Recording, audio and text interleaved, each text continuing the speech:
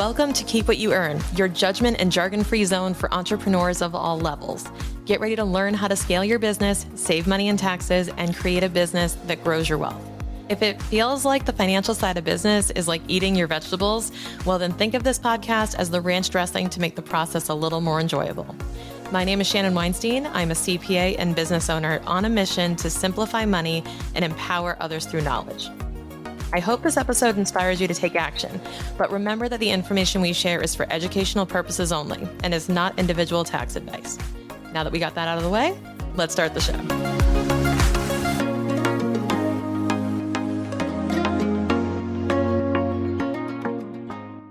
I'll tell you, in this game of modern day entrepreneurship, it is so easy to get caught up in the tides of doing more, applying more strategies, and finding a way to just produce more, be more productive, be more efficient, and fill our capacity.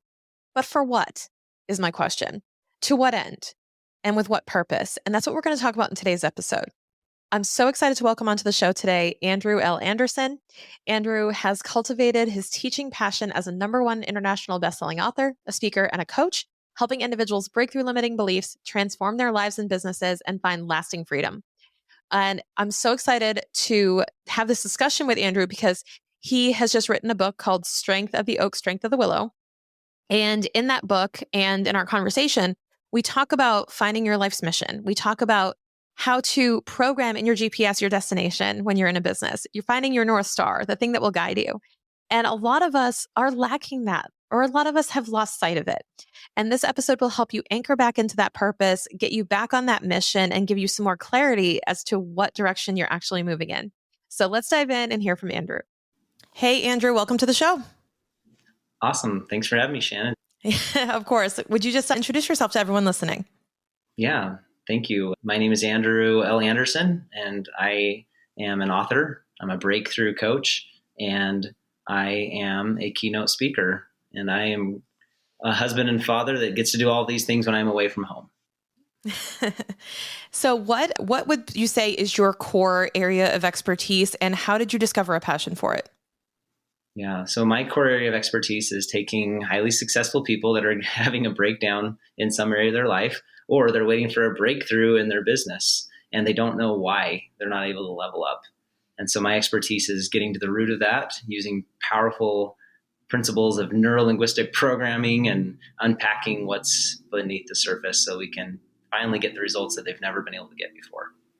And can you just share with our audience neuro-linguistic programming? I think people have seen NLP written everywhere. Could you just kind of, in a very simple term, break down what that is and what it does? Yeah, it's so easy to explain. Neuro is your brain. Linguistics is not just language, but linguistics is how we make meaning of the world. So how do we make meaning of the world in our brain? And then how does that meaning program our behaviors and our personalities? So it's answers the question, why do we do what we do? Perfect. How is it applied though? Like what are some of the ways that you work with clients in that respect? Yeah. So a client comes to me and they say, I, for the life of me, cannot get my physical health in a place that is as, just smooth and systematic as my business is. Why can I not do this? And what we are able to do in a deep 5-hour breakthrough session that I take every client through before we get started is identifying what are all the emotions that are held around that. And we follow a trail because emotions come from thoughts. And if we can really identify what those core beliefs are that they've been holding on to unconsciously for such a long time about themselves in whatever area of life that it is that we're working on, then we can actually change those beliefs. And new thoughts, new neural pathways lead to new emotions, so we can take the actions that we've never been able to take before. Perfect. And I know that a lot of entrepreneurs, especially those listening and those who are in their early stages, struggle with figuring out the why or the core behind what they're doing. I feel like people get caught up in kind of this wave or this tide of doing what other people are doing or doing what they feel like they should be doing without really anchoring it to some type of mission or purpose. Do you find that to be true? And how do you help people break through that? Yes, I find that to be true over and over and over again. There is something that drives an entrepreneur or a business owner, and they don't know what it is, but they just know they have to answer that call. And so they start building something. And then they get to this point and they're like, why did I build this? What was that was calling me? And it's not a business mission statement. It's something deep down about them. And whether they believe that that call is coming from God, like I do, or from the universe, or just their soul, they have to have clarity on that. Because if not, then they're going to resent what they built, or they're going to somehow self sabotage and it's all going to fall apart. So my job is to prevent that and help them continue to make it bigger and better and more impactful. And it goes beyond the mission of the business. It really becomes what the life mission, right? Right. Because an apple tree can't produce oranges, and a business owner can't produce something that isn't tied to what they feel their purpose on this earth is. And so when we can connect that, they can realize, oh my gosh, that's what this is all about. Or, oh my God, I got to be doing this instead of this to help fulfill what is really calling me personally. And what advice do you give entrepreneurs, especially who maybe they know that they have their life's mission, but they're struggling to get clarity on what it truly is, or they think that it's hard to nail down one core mission? They might have a lot of other things that are coming up and a lot of things they want to do. I mean, personally for me, I'm if you follow the Enneagram and the human design and all the things, I'm a manifesting generator, Enneagram 3. I love checklists. I love doing a lot of things. And the idea of focusing on one mission or one purpose or one thing can actually, it overwhelms me, for example. So Yeah. what are some of the ways that you help entrepreneurs really identify their mission and apply it in their life? Well, here's a great thing for you, Shannon, and me, because I'm an Enneagram 3 as well, and Hmm. every other just super relentless driver, is that you're never going to accomplish your life mission. And while that may overwhelm some people, for you and I, it's like it almost keeps that flame lit, because it's not Hmm. one thing that you're going to accomplish, but it's the direction that you're heading, and it's the impact and the relationships and the check boxes and everything that happens as you're going in that direction for the remainder of your life. And that is infinite. There is no possible way for you to ever say, I got it. I fulfilled my life mission. I am done.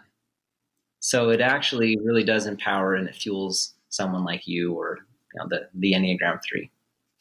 Yeah, I know. It's the tactical accomplishments versus enjoying it for the sake of the journey. And that's definitely something that a lot of business owners struggle with. They want the result, not necessarily the journey involved. And then they realize that the thing that they actually got the most out of was in fact the journey. That's right, because it's that drive. It's the adrenaline that comes. It's the dopamine. It's the long weekend vacations where the serotonin comes back in, and we're like, oh, this is what it's all about.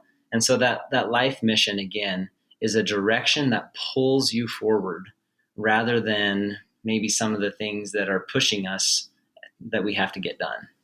Right. What are some examples from clients? Obviously, we're not going to name them, but examples or case studies that you've seen with clients and others where they've identified this and then been able to apply it effectively?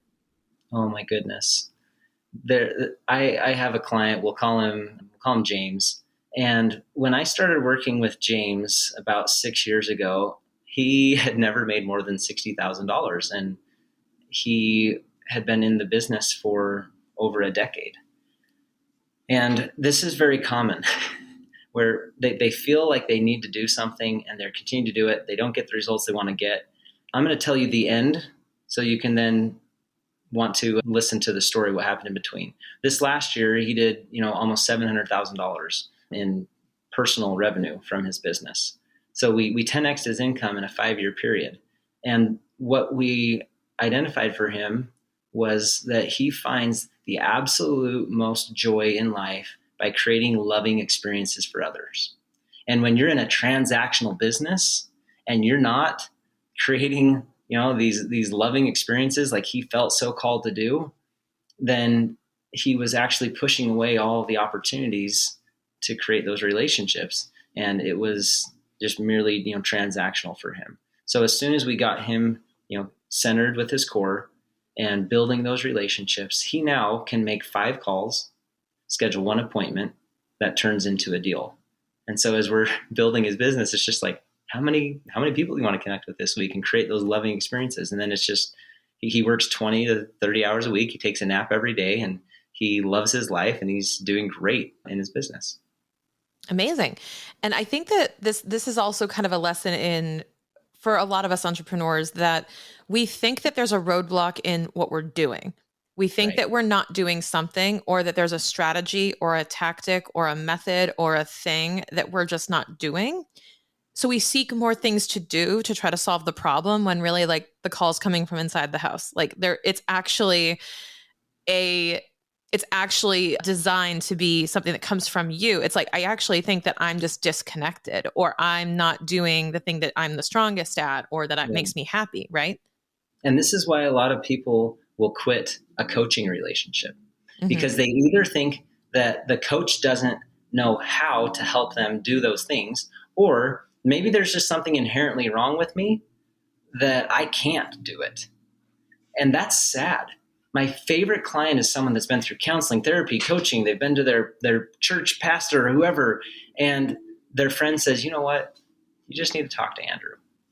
Because rather than going to what you are or are not doing and the results that therefore you are or not having, we come all the way back to who you're being. And it's the be, do, have, which I'm sure you've heard before. Hmm. If we want to have these things, we have to start by being the kind of person that you have seen others model to have those results. And then the do, that in between portion, becomes like really, honestly, it becomes effortless, and it's almost silly. Like when James looks back at what we did in the past 5 years, he's like, I can't believe how easy that was. It's because you're being true to yourself. And when you're being true to yourself, you don't have to resist all the stuff that you're fighting against. You're just in flow, and you become a force of nature rather than having to force what's not natural. Exactly. It's not easy, but it is simple. Yeah. Yeah. Yeah. And And it's very challenging for most people to embrace. and it becomes easier. And yet so many entrepreneurs, you and I included, have had this false belief that if there's no pain, there's no gain. In order to succeed, I have to sacrifice something in my life. And I'm here to call that out and say that is one of the 7 deadliest sins that an entrepreneur holds on inside them. That you can, in the majestical Wayne Dyer, Eckhart Tolle, Joe Dispenza kind of way, you can experience results that are seemingly like effortless and that show up and you're like, I didn't even deserve that. Yeah, that's the beauty of it. You didn't, because you don't. You can't do anything to earn this. Like, you're an infinite being. Why don't you be that and see what happens? Yeah. And I'm going to shout out my accountants who are listening, because I know there are some of them that do. And we are some of the most guilty guys of doing this, because we've been raised that we are worth the time we spend. Right. Therefore, because we're billable hours. Mm-hmm. Therefore, the more we work, the more we make. And that's been ingrained in us. Yeah. And therefore, we feel we have to earn the money by doing the work. And by the work, I mean the literal Yeah. paperwork, the tactical, the I have to spend more hours behind the computer and not with my family if I want to build a business of XYZ value. And that is such a thing to break through, It that I is. see And every day. Accountants, lawyers, anyone who's coming from that corporate environment, it is one of the biggest shifts you have to make if you're going to go into entrepreneurship, or even if you're just going to elevate your career and you want to break free from feeling glued to your desk. you got it. I love the title of your podcast, Keep What You Earn. And I ask, for what purpose? Right? Is what you're earning driving your life? Or it's the dog and the tail, right? It's the cart and the horse. Like, Mm-hmm. is what you is what you're earning, is that determining the life you live? Or are you saying, this is the life I want to live, and therefore this is what I will earn? And when we can tie those earnings and what we're creating in our business to what it's all about, that life by design rather than default, that is fulfilling your mission, then you will never feel like you are the victim of your job or your business. Exactly. And it reinforces the be do have. The Mhm. have comes last in that because it's who do you need to become or what do Yep. you need to be doing? And then that will follow suit. And this is something I see struggle. I want to talk for a second about goal setting, especially for Sure. business owners. And something I constantly see now as in my capacity as a CFO, this happens nearly every time. And it actually makes my day every time it happens where I sit down with a business owner and I say, what's your goal for this year? And you know what they say? What? A dollar figure, Yeah. It's a 2 million number. in revenue. Yeah. And I say, why? And they buckle. And every time, I don't know. I feel like that's what I should make. I don't know. Do you find the same with your clients, like where there's a superficial goal but not really an underlying why? Or they say because it's blank more than I did last year. Exactly. Yeah. Yeah. Exactly. As well. Yeah, and what we do is what I kind of challenge them on this and I say, "Well, I get that you want to grow, but to what end? Are you looking Mhm. to sell it at some point? What are you looking to do?" And we actually unpack this happened with a client of mine. We unpacked like, I want to make 2 million in revenue. Why? Well, like I feel like I should it follows my growth pattern, like my trajectory. I want the slope of that line to be like this. So I said, "Okay." And we get into what their real personal goals are. So like, what would you like to accomplish personally this year? And she said, "I really want to spend more time with my kids. I want to pick up my daughters from school every day." Okay. Those two goals could conflict, Yep. right? What is more important to you? And they're like, "Oh, picking up my daughters." I said, "Well, what if your goal was to maintain revenue but work 6 to 8 hours less a week?" "Oh, Yeah. I want that." And I'm like, Exactly. "Okay." So we add instead of growth and creating more, we added constraints. We I said, love how could we actually use a constraint as your goal? that. And that That's just kind of flipped the whole script on them. well, and when we talk about SMART goals, right? Everyone's Hmm. heard of the acronym for SMART goals. For the R, we talk about is it reasonable? Is it realistic? The word that I use with my clients is it responsible? And when I say Mm. responsible, I mean ecological. Is it good for you? Is it good for others and the environment? If we hit XYZ in this area of life called business, does all the other areas in your wheel of life that I go through with them support you in this? Or is there something that has to be sacrificed? Because just like I said a few minutes ago, we don't have to lose at life to win at business. We can have our cake and eat it too. There is always a third alternative, a better way that we hadn't thought of before that isn't a compromise. Compromise is it's a win-win. You give up a little, I give up a little. We call it win-win. No, it's not. It's a lose-lose. We're still losing. There's always a third alternative, something that exists in this quantum field of possibilities that neither you nor I have thought of. And if that exists, are you willing to go for it? And that's what you were able to do with that client. And that's what I get to do with mine as well. And it's just a Yeah. beautiful thing when they see the possibility and they feel it and they're like, oh my gosh, like this is amazing. Yeah. I think once they break out of my goals are what I should be doing. Yes. And they get into what do you actually want to do though? Like, what does that actually mean to you? And you realize that it's actually pretty superficial and it's not their fault. There's nothing wrong with that. But when you challenge them into what is the actual goal here? Mhm. Like when you walk away from this year and what will you have accomplished to feel like it was worth it, you know? And it takes a lot. I'm sure you found this with coaching as well. It takes a lot of conversation. It doesn't just come out that this is what they wanted. That conversation happened over 2 hours of what do you actually want though? Sure. And they had never really been asked that before or never really had to divulge that to somebody in my position, like an accountant, right? To say like, what do you actually want? And they're thinking, oh, Shannon's going to give me tax strategies and CFO stuff and dashboards and financial reports. And I'm like, none of that shit matters until we figure this out. And the KPIs that we measure are going to relate to that goal. Nothing. And that's the hard part for them to grasp. It is hard. And they can spend 2 hours with you or 5 hours with me or whatever. And I want to Yeah. give your listeners 4 simple questions that they could go through right now. They could go back, re listen, pause, write this down. This is really simple. And the best salespeople understand these questions. And the first question is what you asked. What do you really want? Like, what's important to you, right? And then they give the answer. And most salespeople, which is what you and I do, we're influencing people to make great decisions that will change their life and their business. That's what sales is. Right. Most salespeople will take that answer and run with it and say, okay, you need da da da da da da da da. And they've missed the mark. Right? The best salespeople will go one level deeper and they'll say, what's important to you about that? That's question number 2. What's important to you about that? And then question number 3, whatever they say, all right, or whatever your listener has just written down, okay, what will that do for you? And then the 4th one, and this is where people actually cry. And you ask the question, okay, so whatever you just said for what will that do for you? You then restate it. Okay, so what will that mean for you?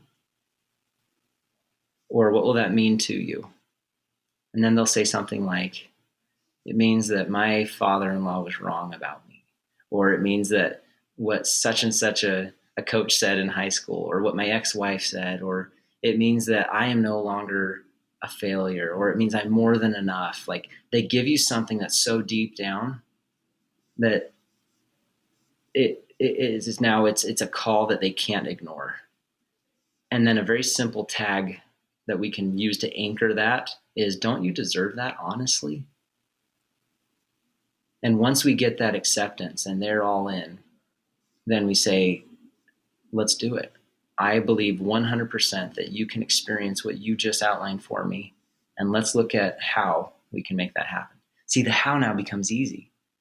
Exactly. We just had to get them to be all in with their heart. Yeah, I compare it when I'm talking to people about this, I compare it to a GPS, and I say you have to program the destination first, and then the route will reveal itself. But if you simply drive forward in some direction, yes, driving forward is action.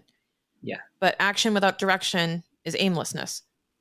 Mm-hmm. So you need to move in the direction of something in order to actually reach it. I hope everyone just had a mic drop moment when they heard you say that. And maybe you've said it before on every single show and I've missed it, but I'm going to write this down, and I invite everyone to write it down as well.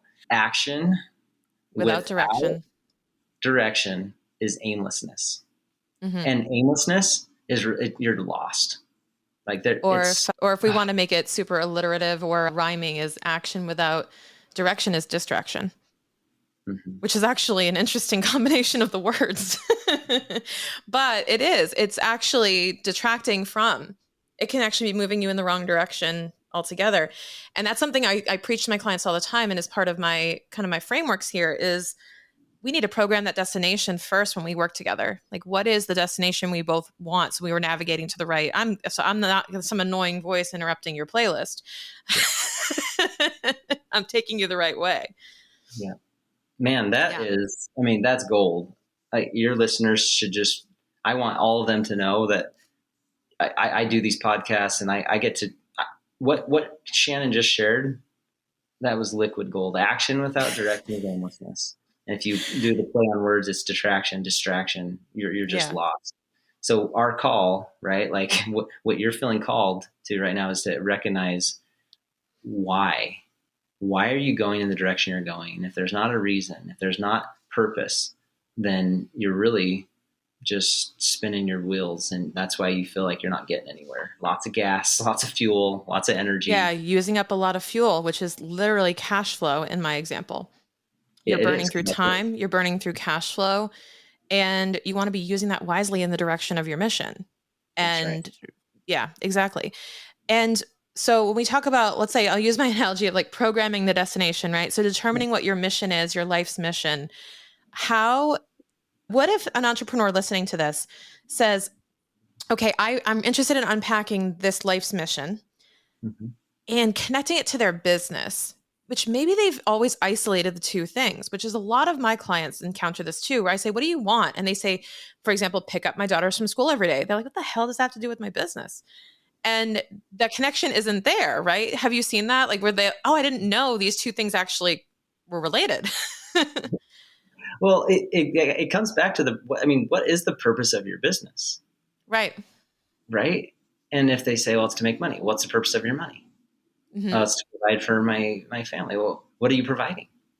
Well, food, shelter, but what else? Right? And if we just keep going deeper, like you said, we keep asking those questions.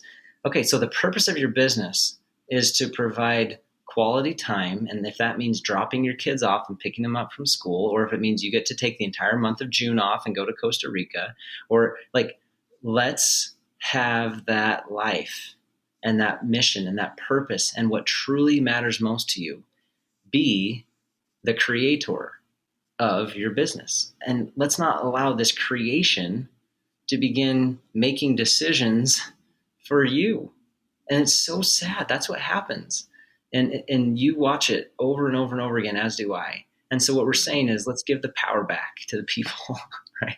Like the government shouldn't be, like whatever it is that we've created, whether it's the relationship or the business or the government, like, hey, we created this. You're the creator. This is your baby. You have this power. So that's the Agree. connection for me. Yeah. And I also think that when you connect the mission in with something that's tangible. Yeah. So the picking up your kids, the taking a month off and going to Costa Rica, right? These very real things that can happen. When they happen, I feel like they are so much more meaningful when you have actually defined that milestone of what you wanted to do and then you did it. I feel like there's a whole greater sense of fulfillment, especially as business owners who we're always looking for the next thing and the next thing, right? We're not kind of like sitting in, look what we just did, right? Right. We're constantly in that forward motion, but not looking in the rearview mirror and looking how far we've come. So I think that when you can actually define that and connect that into your business, like let's say it is spending, like I go through this all the time and go, I actually live in Costa Rica. Yeah. And I go, and I'm here right now. Oh, yeah. And I don't know if that was intentional or not, but I literally It lived wasn't. I just for the had a last client. month here. I had a client who just finished a month in Costa Rica with his family in June, so I was thinking of him when I made that. Yeah. Well, and for me, we actually live here. Yeah. And we made that happen because of this business. And I'm like, and when you have those hard days and when you realize like the business can feel like a burden sometimes. Like it always will feel like a burden certain days. And then you go, but damn, it created this.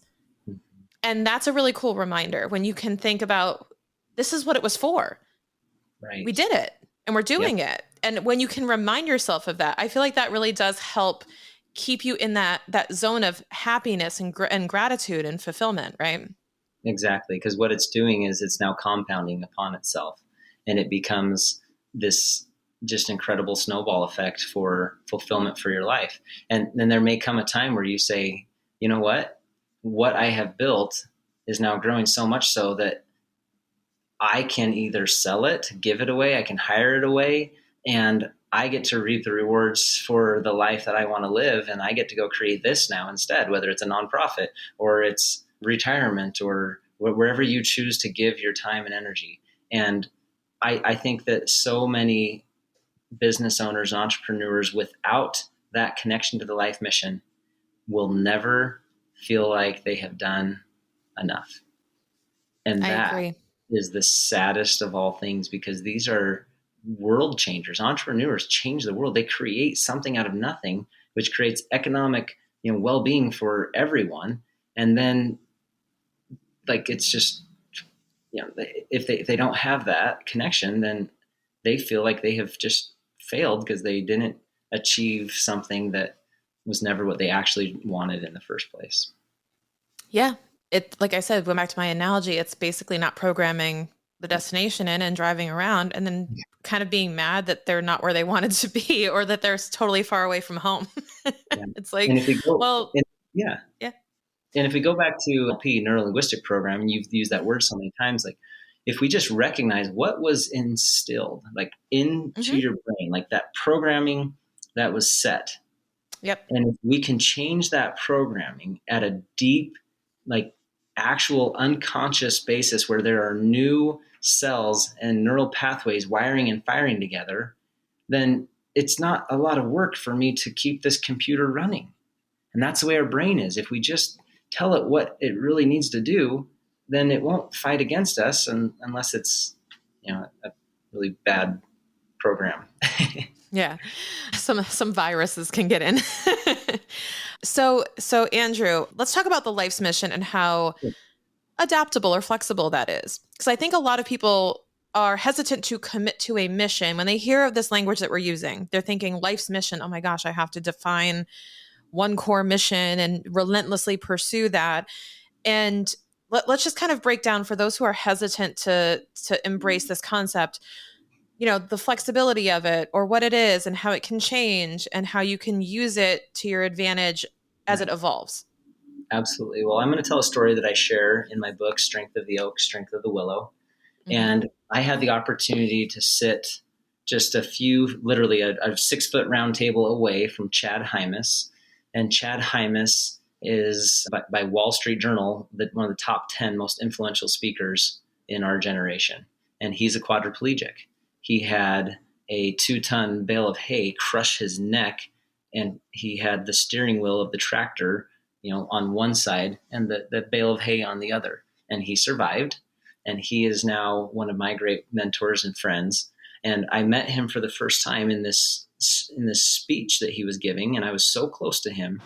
And he stopped at one point and he looked directly at me, and I swear, like some angel tapped on the shoulder and said, "Hey, you need to tell this to Andrew right now." And he said, "If you don't know what your purpose and passion is, then go serve someone." And when he said that, it was like a sonic boom. Like he reached into my heart's strings and just pulled on them. And something shifted for me. And I realized that what I was building in my business, as relationship and service oriented as it was, I was not truly serving people to the extent that I could be. And I decided that I was going to do exactly what he said. And I would go out and truly serve. And when I did, I reconnected with my life mission. And I honestly, after doing this with over 700 people in the last 8, 9 years, everyone's life mission is always built around something outside of themselves in regards to how they are going to serve humanity. And I think that's just the straight up interdependent nature that we have as brothers and sisters here on this planet. So if you're freaking out about your life mission and the wording and whether or not it's the right one or not, go out and serve people, and you'll feel exactly what you were called to be for this world. And as you move towards that, it might shift a little bit. But my guess is your parents probably could have told you that about you from the time that you were a little kid, just as my parents would say about me. Andrew was always finding the kid at recess that was from Vietnam that had no friends and was playing kickball with him, and they couldn't even speak the same language. Like Andrew goes out and he finds the one and he helps them. And that's a part of my life mission. And yours has probably been there from the time you were a kid as well. Go Yeah, serve I someone. think so. Yeah, because I've always been like heart of a teacher, wanted to be a teacher growing up, and basically was convinced by, well, my dad. Again, your family knows. My Right. dad looked at me and said, "I know you want to teach Spanish, but when I took my accounting class, he was like, this is the language that you really should teach because very few people speak it. So if you have this skill, this is how you should use it. Like this is more of like, don't let your superpower go to waste." And that was what did it in for me. That's so cool. And your dad was the ultimate coach. He saw something that you couldn't see, and he helped you live into that. And now you're helping so many people, and you feel that fulfillment. And you're like, I want to grow this business to continue to, bring that life mission to its fullest capacity, which is so awesome. Yep. And this is part of what we're doing, right? So there's the tactical, right? If I'm looking at mine, right, my life's mission is all about education, especially from a financial lens for people so that they can become wealthier and get the same support I got. Yeah. And because I grew up with this stuff, my dad got me a stock in Toys R Us instead of a toy. My dad got me I learned all this stuff so early. Like you're playing with Legos and all this stuff. And here I am like looking at the New York Stock Exchange ticker symbols with my dad, and we're going through everything. And I'm like, this is fun. It's like a game. Yeah. Because we basically gamified everything, Mhm. and it helped me understand these concepts very simply as a kid. And then I grew up and I was like, oh, people don't understand this. Yeah. Oh, goodness. I'm going to explain it to them like they're kids. I'm going to teach them the way I was taught because it worked. And now that, welcome to my podcast, right? So this is the podcast. So this is what we do here is break it down in analogies, stories. And that's what it's all about is how can you serve your life's mission? Yeah. And if you're going to be serving, a big part of that is who are you serving? And I know that's something that you talk about as well. So I want you to unpack the how to figure out who to serve. Exactly. You know that there are certain people in your life that you just don't like. Yes, we love everyone and we are respectful to all humans. And there's just some people, and if it's your mother-in-law, I'm sorry, right? But like, there's just those people, or your next door neighbor, like, unfortunately, that you just happen to live next to them. But that's probably not the person that you feel called to serve. And I've heard it said by Rory Vaden that, the person that you are best situated to serve is probably the person that you once were. And it may not be the exact person, but it's someone that may be going through something that you've been through or something similar to that. And so I ask you, listener, what is it that you have been through and conquered that just about took you down? And yet you get to stand on the top of that thing and plant a flag inside it and say, I did it. And whether that is something that is directly related to your business or it's something you do that your business helps to fund in your life, you can go and you can serve people in that capacity, just as you conquered this financial world and gamified it, and you understand things that most people are just like dying from. And you can say, my dad helped me figure this out. I'm going to go serve the people that don't have that kind of a dad. Yeah. Or that don't find this stuff fun.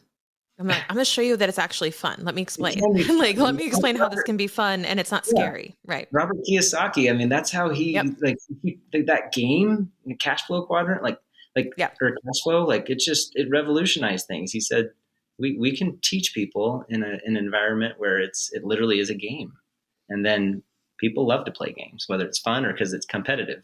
So I love that you're doing that. Yeah. And then it goes along with, finding, partnering with those who are also doing that in your life's mission. So then it's connecting to, you know, let's say it is education. Well, then who's providing this education? Maybe can you volunteer? Can you go out and serve these people? Can you connect to that mission more so that you feel like even if your daily mundane activities don't make you feel directly connected to your mission, how can you infuse more of it into what you do, right? And actually have it start showing up and remind you. I started doing that this year by volunteering for junior achievement and teaching kids entrepreneurship skills. That is one of the most fun things I will ever do. That's Is awesome. is have kids pick out where to put the hot dog stand to maximize profit. They're like third grade. And it's like, yes, this is what we need to do. That's a beautiful thing. And one of the other strategies that maybe you teach and coach your clients on is you can tell people and have this be a part of your marketing and even your sales pitch that blank percent of your business proceeds and profit go to fund their choice of or this specific nonprofit that either you created or that you just helped donate to. And people love that. And now you're actually directly connecting your business to your life mission. Yeah, I love it. And it's really important that I think that the term life's mission, it sounds so like grand, serious, committed, but it really is just the direction you want to move in and how you want to contribute to the world, right? It's a direction, and we just tag it with this symbol called life mission. But this is my North Star.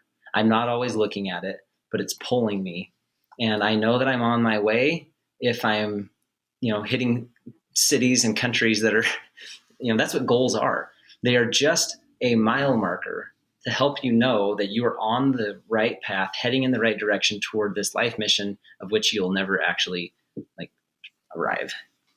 Yeah, that was a big one for me when you said that. It was like, you'll never reach it. And I'm like, what? Excuse me now? What? Yeah. And then I was like, oh, yeah, right. Yeah. So let me state my life mission for everyone, and then they'll understand, like, yeah, Andrew's never going to achieve that. I've known since I was 14 years old, Shannon, just as you knew when you were a young girl. I've known that my mission in life is to bless my brothers and sisters, whom I believe to be God's children, to live a higher level of spiritual strength, and it's to influence as many as possible. When will I have influenced as many as I possibly can? when I die? Well, if you believe in life after death, will I still be, helping people out? Like I'll never arrive. And to me, that's actually, for someone who is so results driven, it's actually really freeing to know that that's the one thing I can just let go of and just keep going. Yeah. If you're always moving in that direction or always having that as a consideration, that's the whole point, is that that's always moving in the right direction. Any other parting advice, Andrew, for our listeners on discovering their life's mission and applying it in their business and life? It's a lot simpler than you're probably making it, right?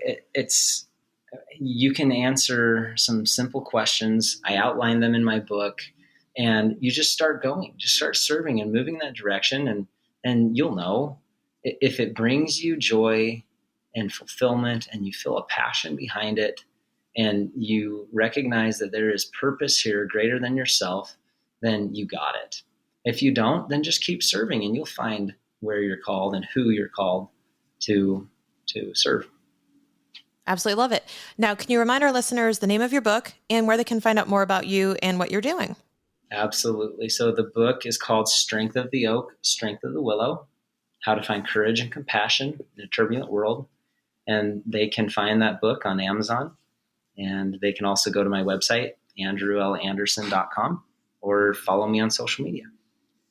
And what are your handles on social media? It's at AndrewLAnderson85. Perfect. And that's on Instagram? Yep. We got Instagram and Facebook is where I am every day. Fantastic. Go back, listen to his handle again, you guys, because if you tag me and Andrew on your stories and you share a takeaway from today's episode, I'm going to be giving away copies of Andrew's book to any listeners who are going to share a big takeaway. So you can help spread this message, spread the episode, and get more people to discover their own life's mission. Andrew, thank you so much for hopping on the show today with me. Hey, thank you. And I want to thank your listeners for spending this time and investing in themselves. And I trust that they're going to be able to do some things that will allow them to have results and feel something maybe they've never felt before. I agree. Thanks, guys. We'll see you soon.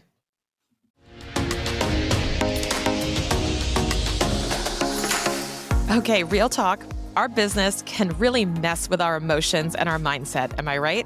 One day we feel like we're unstoppable, like we could run through a wall, and then the next we want to burn it all down and start from scratch. Hey, I'm with you. A lot of this has to do with how we approach our money. And if you need a quick jolt of mindset habits for the next 5 days to help you reboot and recalibrate, check out my 5-day financial mindset refresh delivered straight to your email. Click the link in the show notes to sign up right now.